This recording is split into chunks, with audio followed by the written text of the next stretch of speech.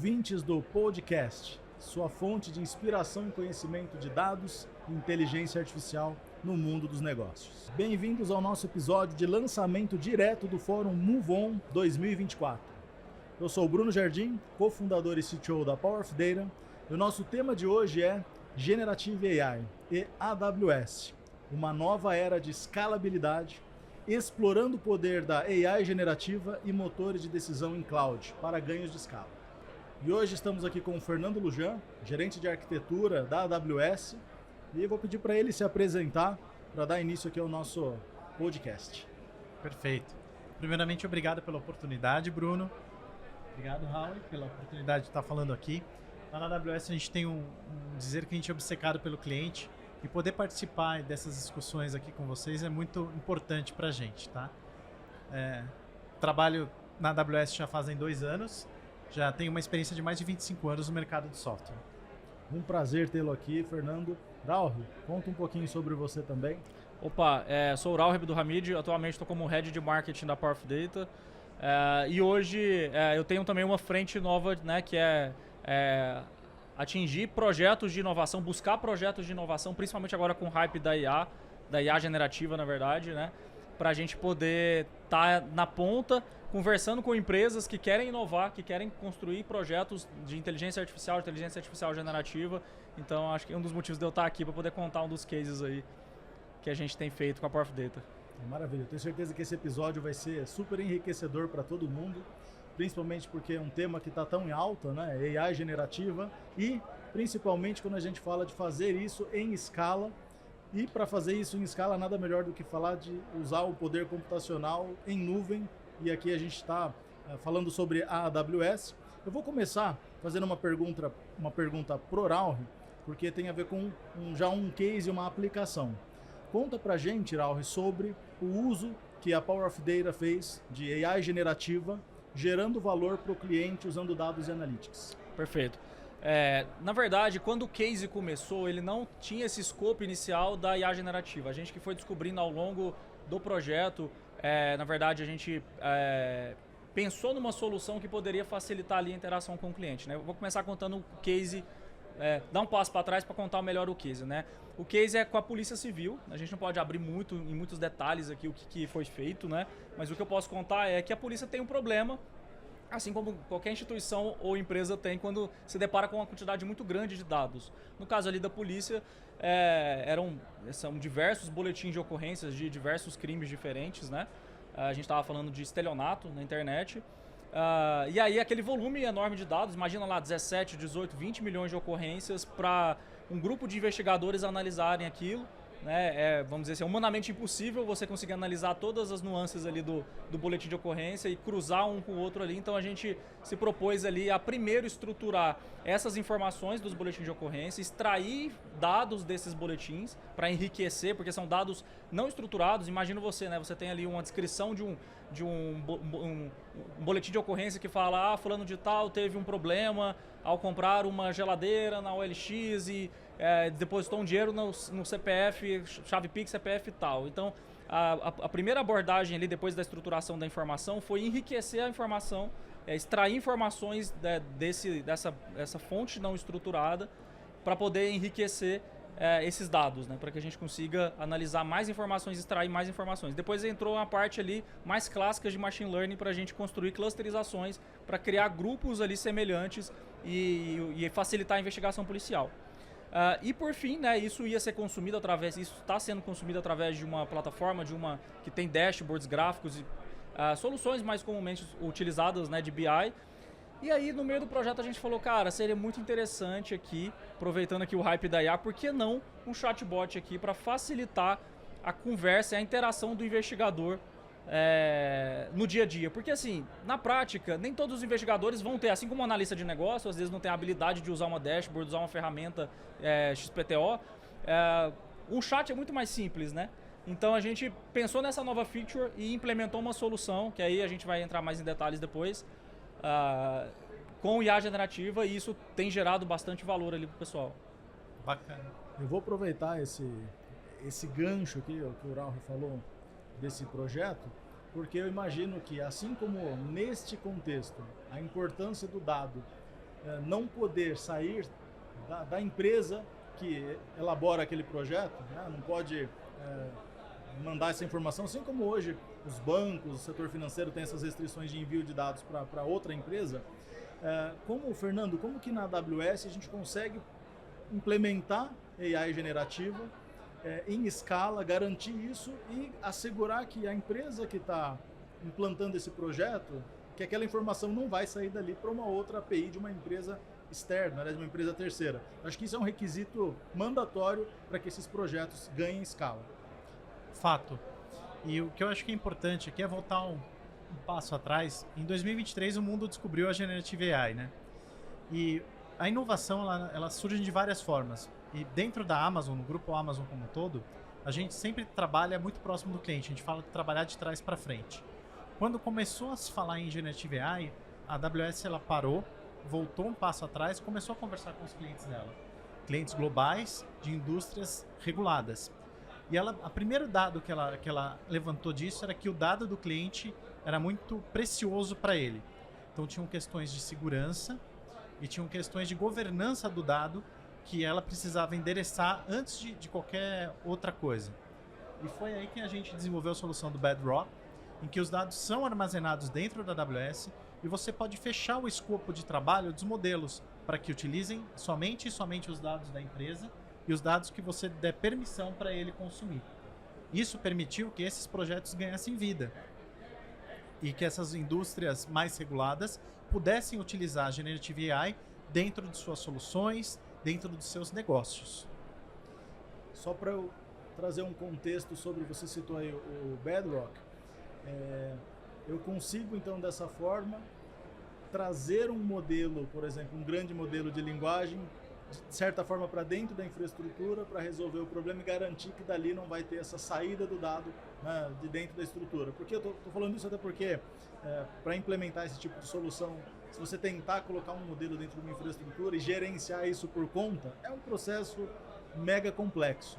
Sim, a AWS ela teve uma visão também de não ter um único modelo, mas criar uma ferramenta para que vários outros modelos pudessem ser utilizados. Então hoje o Bedrock ele já tem integração com com os líderes do mercado de modelos de solução de Generative AI, e também tem alguns modelos open source que você pode utilizar e também desenvolver o seu modelo.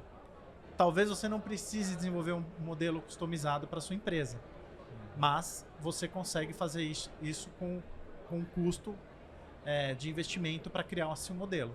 Hoje os modelos que já existem já atendem 99% dos casos, tá? Hoje nós temos integração com a Mistral, com a Anthropic, com o Llama 3, que são modelos já open source e que já conseguem entregar grandes resultados para os nossos clientes. Sobre questões de segurança desse ambiente, esses modelos, os dados estão todos dentro do ambiente ali, tem pilares aqui, imagino, que são extremamente importantes para garantir que isso, até para ter compliance com LGPD, com tudo mais, sobre isso, só para contextualizar um pouquinho. Tá. Hoje, quando você está no ambiente em nuvem, a gente fala muito da segurança da nuvem, né? E a nuvem, a gente fala muito da responsabilidade compartilhada com o cliente. Então, se você pegar um pouco como a AWS pensa em segurança, ela vai criar todos os modelos e todos os mecanismos para proteger seus dados. Dentro da nuvem, é importante também que as empresas implementem modelos de governança. A AWS, como ela apoia as empresas? Ela cria esses mecanismos e ela ajuda fazendo enablement dos times dos clientes de como criar esses modelos de governança e também controles de acesso que já utilizam a inteligência artificial para detectar padrões de acesso que não são corriqueiros daquela empresa, dessa forma protegendo todos os dados dos clientes. Além disso, nós temos, com qualquer indústria regulada, existem muitas indústrias que vão dar certificações de que aquele dado está num país de origem, que aquele dado está protegido, e a AWS conta hoje com essas certificações. Esses órgãos internacionais que fazem essas validações emitem essas certificações para os serviços e produtos da AWS. É a famosa segurança da nuvem e na nuvem, né? É isso mesmo.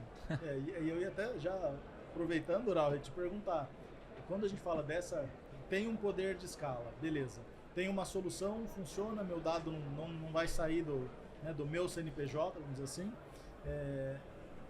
das suas interfaces com esses clientes, como você mede a temperatura deles em relação a conforto de ter uma segurança dessa implementada para solucionar o problema? Cara, assim, quando a gente começou a falar dessas soluções, foi o primeiro assunto que surgiu. Porque, assim, nesse caso específico, são dados sensíveis, né? Mas, como você bem disse, né? Todo dado interno ali, ele é muito precioso para a empresa, né? Então, ainda mais num caso como esse, que é uma informação ultra sensível, ultra sigilosa. Então, assim, foi a primeira preocupação que eles tiveram. E assim, e isso fez, inclusive, a solução nossa ali, implantada junto com a AWS, né, na infraestrutura da AWS, trouxe uma segurança a mais em relação à solução que a gente está entregando ali para eles, em comparação com outros concorrentes. Então isso para nós foi assim, foi um diferencial competitivo muito importante ter a AWS, ter a arquitetura nossa dentro da AWS e conseguir mostrar e provar essa questão da segurança em cima dos dados. Tá? Porque essa foi uma preocupação muito importante, que ficou evidente quando a gente começou a falar de chatbot ali com eles. E assim, uma vez que a gente traz uma segurança dessa e os nossos clientes sentem esse conforto, né, de colocar o dado dele ali, de ter certeza que a gente está resolvendo o problema, está seguro, está funcionando, está mexendo no faturamento dele, né, porque vai aumentar o faturamento ou vai otimizar custos, a gente bate muito nessa tecla. E aí um dos processos que a gente está fazendo para ganhar escala hoje, na Power of Data, a gente está colocando toda a nossa energia nisso, a gente começou isso há um tempo e agora a gente está muito foco nisso, é o processo do FTR das ferramentas, justamente para garantir o nosso grande sonho, que é levar o nosso software para dentro do marketplace, para poder vender via marketplace. E aí eu queria que você comentasse um pouquinho, tanto sobre a importância de ter esse, vamos chamar um badge, né, ou ter esse selo FTR, que viabiliza a entrada de um produto no marketplace, aí um pouquinho sobre o processo do FTR e o processo de ganhar escala, inclusive global, estando no marketplace. Perfeito. Primeiro, explicar para a audiência o que é o FTR, Exato. que é o Foundational Technical Review. É um processo que todos os parceiros da AWS que querem vender seus softwares, comercializar eles através do marketplace, passam. São times globais da AWS que vão avaliar pilares da arquitetura da solução do cliente, considerando segurança, considerando resiliência e a escalabilidade dessa ferramenta. Então, o que o FTR provê para quem está, para a empresa que tem um produto dentro do marketplace? É um selo que atesta a qualidade da arquitetura desse parceiro, desse cliente, pelos profissionais da AWS. São times globais que estão levando padrões de qualidade globais para esses parceiros. E o que o cliente que compra através do marketplace uma solução? Esse cliente final, ele tem a segurança que ele está comprando uma solução que é escalável, que vai ser segura e que tem toda a conformidade com os padrões que a AWS oferece para todos os seus produtos e serviços. Fora a facilidade, né, de consumir, né? A facilidade de consumir. É similar a uma loja de aplicativos, por assim dizer, corporativa, em que você starta, às vezes, o uso de uma ferramenta e já coloca ela em produção. Então, não só a escalabilidade, né, mas a velocidade com que você consegue experimentar os novos produtos e novos serviços que estão disponibilizados no marketplace. Então, isso gera uma escala de venda, né, torna global o negócio. Sim, temos casos de clientes que começaram vendendo só no mercado local do Brasil e depois começaram, os times da AWS de regiões como Canadá, por exemplo, começaram a procurar a gente aqui do Brasil, falaram, olha, eu vi uma solução aqui no Marketplace e gostaria de implementar, qual que é o mecanismo? E a AWS ela também faz isso, ela conecta os times de conta do Canadá com o time da AWS local aqui do Brasil, conecta o cliente deles com o cliente final aqui também, para que eles possam fechar o negócio e tirar qualquer tipo de dúvida. Isso realmente dá uma visibilidade global para os clientes que optam por migrar para o AWS Marketplace. Com certeza. A gente tem hoje uma solução, um motor de decisão, até uma coisa muito inovadora no Brasil, assim, porque motor de decisão de crédito, fraude, cobrança, a gente desenvolveu ele, inclusive junto com a AWS, um programa, Build Lab ou Data Lab, eu sempre confundo o nome, mas é um Data Lab. Foi o programa Data Lab, que uma das etapas a gente chamava internamente de Build Lab, por isso que eu falo, mas é bacana, a gente desenvolveu a arquitetura da solução, é um motor de decisão, e ele é 100% em nuvem AWS, e quando a gente conta isso, que a gente está nesse processo, que a gente está colocando, e o cara vai poder consumir isso por dentro do marketplace, é um negócio assim... Muitos não acreditam. eu vou poder consumir isso direto lá na minha conta, né? Vai estar na minha fatura, eu vou ver por lá. Então esse é um negócio realmente de ganho de escala. E aí, Raul, queria perguntar para você sobre essa colaboração, né, entre a Power of Data e essa parceria Power of Data AWS, na sua visão, aí, junto com esses clientes estratégicos, clientes potenciais e projetos que estão em desenvolvimento, como que você está vendo essa parceria, tanto no sentido de soluções clássicas, dados e inteligência artificial? Assim, na frente tradicional dos projetos, assim, não tem dúvida que trazer o nome da AWS, né, e com certeza isso ser toda a solução ser construída ali com toda a segurança da nuvem da AWS, isso gera muita segurança nos clientes, né? Mas falando em relação principalmente a projetos de IA generativa, que é o que eu estou tocando hoje, né, de buscar esses fomentos para a gente conseguir construir soluções específicas, né, utilizando não só IA generativa, né, a gente usa IA generativa como, vamos dizer assim, uma forma da gente atender alguns requisitos dos desafios, né, mas a gente sabe que o buraco é mais embaixo, que a gente precisa resolver a gente tem que implantar a solução como um todo, né, a estruturação do dado, a construção de seja modelo, seja qualquer solução que for, e depois a implantação da IA generativa, né, mas a gente usa como estratégia, essa é uma forma de estratégia nossa de entrar nesses desafios, né. O que eu tenho visto muito no mercado, assim, conversando com diversas áreas de inovação, tanto no governo quanto no ambiente privado, a gente está vivendo ainda muito hype, né? Então existe essa ansiedade muito grande. Eu acho que a ansiedade ela vem muito da questão, inclusive a gente estava falando isso no outro episódio aqui agora, a sensação de que eu tô atrasado quando chega o hype gera um desespero, uma ansiedade e começa né, as empresas começam a atropelar. Eu preciso implementar a IA generativa. Às vezes, a gente está conversando agora há pouco, às vezes usar um canhão para matar uma formiguinha, né? É uma tecnologia buscando um problema para resolver, né? Exatamente. Então, assim, além de trazer a AWS conosco, que traz essa questão da segurança, né, e tudo mais, eu tenho levado um pouco dessa visão também, sabe? Pessoal, IA generativa é legal, interessante, mas é só a camada aqui na hora da gente consumir, e alguns recursos a gente pode implementar ali no back-end, vamos dizer assim, né? Mas o buraco é mais embaixo, né? Onde é que tá? Tudo começa ali na dor do dado, né? A importância tá no dado. A hiperpersonalização que se fala demais hoje tá no dado, tá em você saber ter o dado ali para construir suas soluções, mas também ele está disponível ali na produção, né? Para você consumir a solução, porque a gente tem estatísticas aí de 90% de projetos de IA no mundo não são implementados. Por quê, né? Porque assim, a grande parte, inclusive eu falei isso hoje, eu estava num pitch hoje com uma empresa e eu usei isso como argumento. Um dos nossos clientes, uma vez eu vi um negócio absurdo, assim, de chegar uma área de inovação e falar, cara, ajuda a gente a implantar as nossas POCs, porque no último ano a gente desenvolveu 100 POCs de IA e não implantamos nenhuma. Mas você fala assim, cara, como que uma área de inovação gasta tempo, dinheiro, recurso e não implanta, né? Por quê? Porque existe muita iniciativa, mas de fato... Pouca acabativa, exatamente. Então, assim, eu bato muito nessa tecla, assim, e inclusive, isso ajuda muito no pitch, porque acho que a maioria das áreas de inovação estão preocupadas, gastando dinheiro, às vezes, e não dando retorno, né? Não, exato.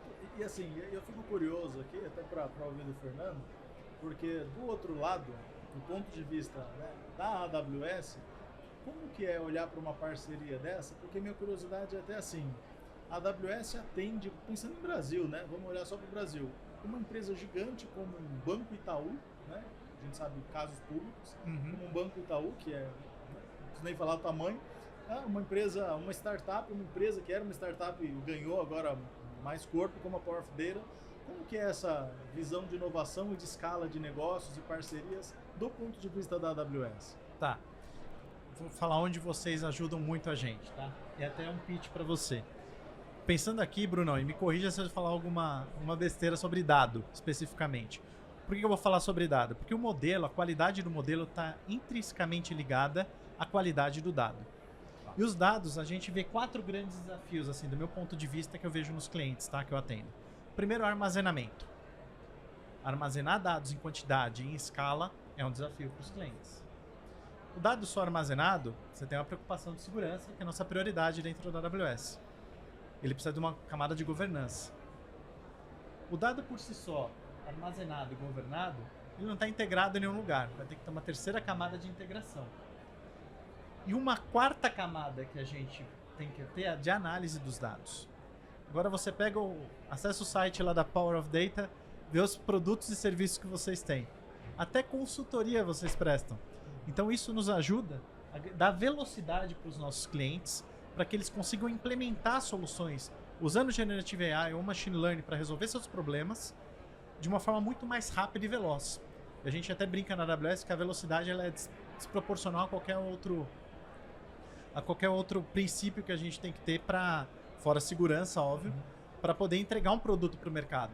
Então isso acelera muito os nossos clientes, para que eles iniciem um processo fundacional dos dados e isso alavanque eles não para um projeto único, mas pensando a longo prazo para os projetos futuros que esse cliente vai destravar com a AWS e com a Power of Data. Então eu vejo que essa parceria ativa nossos clientes para utilizarem tecnologias e resolverem seus problemas do dia a dia. Até de forma, talvez não, por fato de ser uma empresa menor, ela é mais ágil, menos engessada em testar coisas novas, acaba testando tecnologias mais rápido e vai pulverizando isso para as empresas grandes. Aí a AWS tem isso vira um ecossistema, né? Vira um ecossistema de prosperidade que se autorrealimenta. Os clientes vão resolver seus problemas, vão surgir novos problemas, vão surgir novos desafios para a gente resolver, e com os dados de novo. Voltando aí para o ponto do dado, né? O dado bem estruturado, bem organizado, para que seja consultado de forma rápida, porque uma coisa que vamos combinar, né? Não sei se todo mundo aqui leu o livro do Mochileiro das Galáxias. Com certeza. Criaram um supercomputador, falaram qual é a razão da existência do mundo. A latência dele foi de 7,5 milhões de anos para poder responder 42. Então assim, a gente precisa... 42. Então assim, os dados lá não estavam estruturados e não estavam otimizados para uma consulta independente do modelo. Muito bom essa. Muito boa. Já pode puxar o gancho até para o ponto de... Aí uma pergunta para os dois. Raul, começando por você. O que você está, dado essas conversas, governo, centros de inovação, o que você vê de tendência futura para a implementação desde o básico do machine learning até a inteligência artificial, logicamente com o uso massivo de dados? Cara, assim, às vezes eu tenho uma visão um pouco cética do que as empresas estão fazendo no sentido de IA generativa, do que eu tenho visto, tá muito na superfície ainda. Eu espero que isso melhore com o tempo, mas eu tenho visto isso muito na superfície. Então, assim, eu tenho usado isso como um diferencial nosso, porque muito se fala na questão da hiperpersonalização. E para mim, trabalhando há 6 anos na Power of Data, eu tenho a plena convicção de que o diferencial, como você falou hoje no painel, está no dado, né? O diferencial está ali, o valor está ali, 80% do valor está ali, e o diferencial nosso como empresa está exatamente em conseguir explorar todo esse potencial, né? Então eu acredito muito nisso, né? Não só a Power of Data, mas qualquer outra empresa pode fazer isso, né? Mas acho que o ponto aqui não é só a tecnologia, mas a visão de que dentro do dado interno você consegue tirar nuances e comportamentos ali do cliente que facilitam a hiperpersonalização e melhoram ali, né, os modelos, como você bem falou, né? O desempenho bom do modelo está intrinsecamente ligado ao dado bom, né? Isso mesmo. Então eu acho acho que é o primeiro ponto aqui, né? O diferencial da Power of Data que eu tenho levado muito para esses desafios, assim. E eu tenho visto que, infelizmente, a grande maioria às vezes não está nem pensando nisso ainda, né? Então eu tenho provocado muito essa questão. O que eu tenho medo é do abismo do hype. Porque hoje está todo mundo falando o que faz, tem muitos desafios, tem muita verba destinada para isso, mas muitos projetos vão falhar, infelizmente, né? A tendência tá dada, é a hiperpersonalização. A tendência na minha visão, né? Na minha visão, eu acho que cada vez mais a gente ter soluções que contribuam com essa questão da hiperpersonalização, porque no final das contas, eu acredito que o cliente ele quer ser visto. Ele quer ser visto, ele não quer ser tratado como maioria, como todo mundo. Ele quer sentir que o banco X está enxergando a necessidade dele, que está entendendo que ele precisa daquele crédito, que ele consegue pagar aquele crédito, aqui o exemplo do crédito, né? Mas pode extrapolar para qualquer outro exemplo. Então, assim, Eu acho que essa é a varejo. tendência. Do varejo, por exemplo, né? Qual produto que você precisa no momento que você precisa e tudo mais. Então, acho que a gente está caminhando para isso. Mas, uma visão um pouco cética, eu acho que em termos de tecnologia, ainda a gente, pelo menos no Brasil, que eu tenho visto, que ainda está um pouco, não está tão maduro assim essa visão da implementação de fato, né? Uhum. O que eu tenho visto com os clientes que a gente atende é que a Generative AI, a gente estava até conversando isso lá fora, ela tem aberto discussões com níveis executivos de falar sobre machine learning.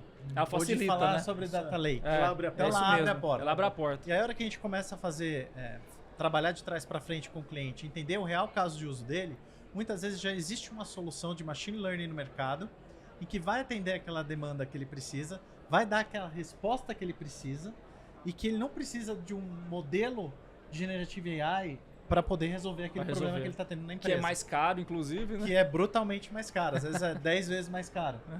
Então eu vejo que o fato das empresas começarem a conversar sobre machine learning, usando Generative AI, mas começarem a discutir sistemas e implementarem essas melhorias nos seus negócios, já vai ganhar uma escala para daqui uns 2 anos. A velocidade é muito rápida, né? A velocidade é muito rápida é uma frase peculiar, mas a velocidade com que a gente vem adotando novas tecnologias é muito alta. Então eu acho que daqui 2 anos a gente já vai ter resultados maiores e mais palpáveis do que o Generative AI, onde ele pode realmente ser diferencial do que os machine learning ou os algoritmos machine learning que nós já tínhamos no passado. Então eu tenho essa visão. Eu vejo que muitos clientes hoje eles têm um hype, eles estão buscando alguma coisa para falar de Generative AI. Muitos têm casos de uso dos mais variados possíveis, mas muitas vezes os modelos tradicionais já estão resolvem esses casos. Muito mais barato, muito mais rápido para o cliente. Mas viabilizou o projeto, né? Viabilizou o projeto para o CTO, para o CDO.